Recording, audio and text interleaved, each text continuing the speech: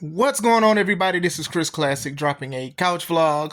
Enjoying the day. I worked out, doing a little cleaning and stuff like that. So, I wanted to talk about this. I wanted to talk about this a few days ago, but I wanted to just, let it relax and things like that because I do want to give my honest opinion from certain things about it. Before I go into it, make sure you subscribe to the Taking Home podcast, where I talk about wrestling topics and also put up my matches as Classic Alpha. Make sure you also subscribe to C3 Ultimate Wrestling. That is me and my wife's professional wrestling company. Our next show is called The 11th Hour in Dyer, Indiana. Harold's Private Venue, August 30th. Get your tickets now. They're $5 less on Eventbrite. They'll be $5 more at the door. And last, but certainly not least, nobody tells you today, remember that God loves you, Christ loves you, and I love you as well. 4 days ago, the wrestling world lost Sabu.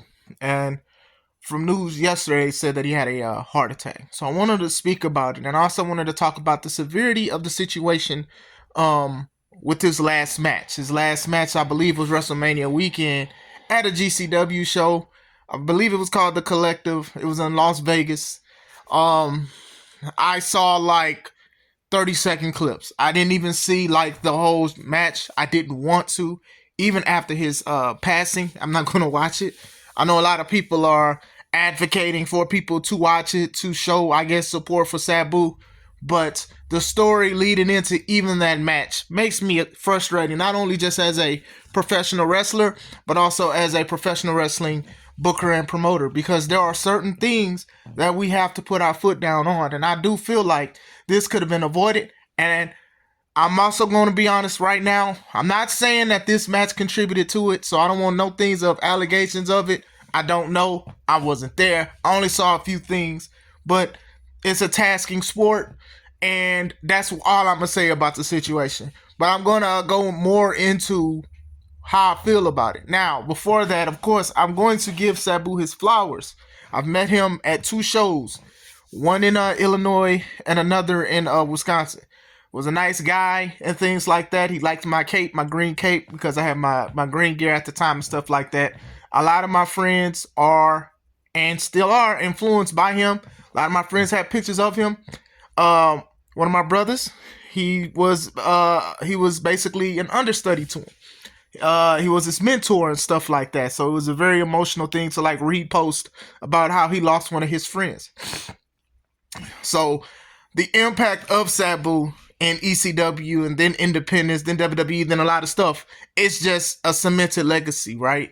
Some of the moves that he would do, especially like jumping off the chairs and throwing the chairs, it's stuff that has been duplicated, but it just won't ever be the same. And then he can actually wrestle and stuff. The stuff that he's had in ECW against Taz and RVD and a lot of stuff. You know, he stuck out against a lot of great people who are already sticking out as far as wrestling is concerned for ECW. It wasn't just always hardcore matches and stuff like that. Sometimes it was actually legit shows, right? The stuff that even he did in WWE when WWE was doing ECW one night stands and Extreme Rules pay-per-views and stuff like that. His matches against John Cena and Rey Mysterio, those were some great matches and stuff like that. I know went against Big Show a couple times and stuff like that, but everybody's going against Big Show at that time, especially when he was a ECW champion. But still, I think the guy has a legacy now and stuff, going back and forth with independent shows, a lot of benefit shows and things like that. People would donate to him, giving back, because the man's body was just not holding up right. It was just, I don't want to just say bad decisions, but you know, anything that you do for a long time that has something to do with your whole body, it just deteriorates and messes up. And sometimes you're doing this stuff injured and you're doing it hurt and you can't do certain things. You know, there's stories about certain things that he did and certain shows that he didn't show up to, but this isn't much talking about that stuff, right? You know, I'm sure he's very accountable for that situation. So, excuse me. Going into the situation, basically, his opponent, Joey Janela, says that they were contacting the company and saying that Sabu couldn't even walk he couldn't even walk the day before. So they was like, they don't even know if he's going to show up.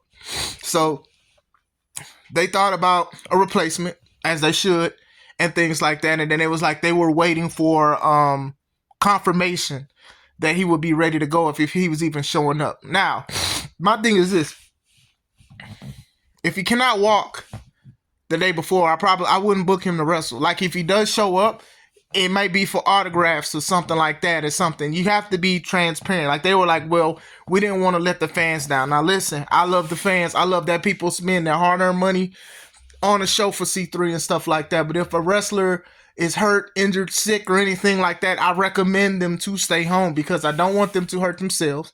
I don't want them to die. I don't want them to hurt other people as well. You know, that's just the part of the business. Under under a lot of cards, it says card subject to change. Those 4 words, card subject to change. That means that things can happen. Cancellations, accidents, forgetfulness, no showing, a lot of things happen. So what you don't do is if a person says they can't walk or their PR, the manager is saying that, you have to switch stuff around. Will the fans get mad? Yes. Will it suck? Yes. But you also compromise your health and that wrestler's health as well. I'm going to be very transparent with this. And this transcends out of Sabu and his stuff like that. There's a lot of wrestlers who shouldn't be wrestling because of the injuries that they had. But that adrenaline rush, that high that you get as a professional wrestler, is what gets people going. It clears out pain quicker than the painkillers can. It makes you higher more than anything that you can smoke, inhale, or put into your body, right? It's just something that, like, I can't explain it unless you are a wrestler. Now, wrestling fans can get small hits, if that makes sense, but with wrestling, it's just something very, very different. So when doctors say you can't do this, you can't do that, that really breaks people's hearts. And we've seen stuff on Dark Side of the Ring where people, ended, themselves, or they've done all kind of things and they'll never be the same. When I went to that wrestling con, Square Circle Expo, there was a lot of wrestlers that were happy, and some of them was just collecting the check and stuff like that. And I'm not knocking them for that or whatever like that, but you could tell that they was just in so much pain because of the time that they put in and stuff like that. I also recommend, still going over symptoms. I also recommend watching the movie The Wrestler starring Mickey Rourke. I actually have it on DVD. Don't judge me.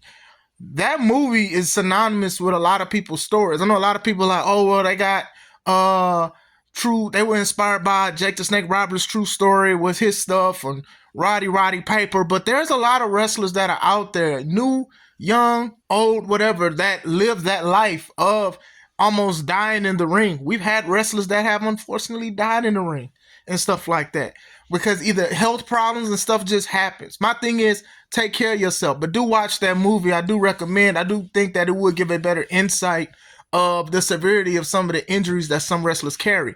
However, as a professional wrestling booker, if we know that these wrestlers have injuries and stuff like that, like if it's public, now if they're hiding it, then that's another thing. That's another thing and another story. But the fact that the man couldn't even walk the day before, and y'all was like, well, he has to show. Well, I hope he shows up so he can wrestle. That's just bad. I think that y'all should have just had him, like, if he was going to show up, appearances, and if he couldn't walk, have a video explaining why he couldn't walk. Simple as that. Then they were saying that his managers got him kratom. Now, I don't know how that works. I know that they sell it at smoke shops and stuff like that. Some people are saying it was opioids. Some people said all kind of stuff. Some people were saying he took it. They said he took it, then they said he was healthy. These is allegedly from tweets and stuff that we've seen. They're in public now. And they were saying he was jumping off the beds and stuff and he was acting high. Now, people who take kratom said you don't get high off of kratom. I don't know. Like I said, I'm not going to sit here and say I looked it up and all that. This is more about the Sabu situation than anything. So basically they were saying he didn't even seem like he was himself that show that he wrestled on. So I saw the clips. I saw some of the stuff jumping into the barbed wire, getting thrown out onto like a door or something and hitting his head, because when he did pass, a lot of people was like, oh, well, him getting hit, him falling on his head like that, that's what contributed to his death and stuff. Now, I'm not going to sit here and just be like, it's that company's fault 100%, because I will say that Sabu did decide to go out there and do the stuff. But what I won't do is be like, hey, it's just okay, it's all on Sabu, because it is not all on Sabu. Any accidents that happen at a venue that I rent with wrestlers that I book, with fans that come in to see it, I have to take dang near the brunt of that because this is my decision and stuff. I gotta cover costs. I gotta do all of this stuff or whatever like that. These people knew the day before dang near couldn't walk. And they still was like, okay, well, hopefully he could show up because the fans. And like I said, fans gotta understand that sometimes things do happen and sometimes things just aren't meant to happen. And I'm sure a lot of those fans are sad and stuff now and probably feel bad, even though they had nothing to do with it because they seen that last match. They bought the ticket. We gotta do better. As promoters, as bookers and stuff, we have to do better. I understand we be trying to make money. We trying to be successful businesses and stuff like that. You know, there's some things that happen behind the scenes with C3 and it's just like, okay, well, I gotta do this or no, we're not even going to chance that. No, we just can't. Have to be clear. Some people understand and some people feel a certain way. They've had people who have asked for refunds because a wrestler couldn't show up for whatever reason. And they got their refund because they were there for that. And that's fine. You know what I'm saying? The show must go on, even if you have to change it. And I think that's what bothers me about it the most. You know? Like I said, Sabu was a nice guy when I met him twice. He was a nice guy. He's from Detroit. So shout out to the 313. I know a lot of people they was rocking with him and stuff like that. They like some of his matches and things like that, and they love him. He's a solidified legend and stuff like that. Not here to talk about any of his stuff or whatever like that because I never encountered none of that stuff. You know what I'm saying? But still, I do think that this is a lesson in this. It is definitely just a lesson. One, don't take nothing for granted. Cherish the time that you have. But it's just like at the same time, also make sure you're good and stuff like that. You know, I don't think that he should have wrestled at that show at all, regardless of the payday. And like I said, there's a lot of wrestlers that go through these kind of things. And sometimes the bookers don't know. And even then, you should have some kind of regret or something or feel some kind of guilt because you got to do background checks and you got to make sure everything is good. One of my friends told me one time, Terry Funk, who was suffering through dementia, drove all the way to an airport and flew somewhere and came back, and he's not even supposed to be by himself. That's how some wrestlers do. Like they're under people's care and stuff, but that adrenaline to wrestle or that money, whatever reason they want it, that makes you do things that you're not supposed to do. But then you also have some of these janky promoters and bookers that be so thirsty to get some money that they don't care that this person is dying or health is deteriorating because they want to. Now, am I saying that company is like that? I ain't saying they like that, but at the same time, if this man could not walk the day before and he took something to walk the next day, it's not good. Now, as a wrestler, everything that we do, I'm telling you now, from when I first started wrestling 13 years ago to now, I am not the same 100% as far as my body is concerned. Not saying that I'm deteriorating and things like that, but there's just certain things that I won't do that I would have did 13 years ago. It's the truth. So it's like for somebody to wrestle 20, 30, 40 years, you can just imagine the mileage on your body and then to continue to still do it. Like I said, I only saw like a couple clips. And like I said, I'm not going to watch it. I'm definitely not going to watch it to help the legacy of Sabu. Sabu's legacy is already permanent. And I'm not going to watch it to like support the company that low-key allowed him to do this as his final match. And like I said, once again, I'm not blaming the company for his passing. I'm not. Some people are. Some people may have evidence. That's just not me. I just did want to talk about the certain situations. I did also want to give my respects to Sabu.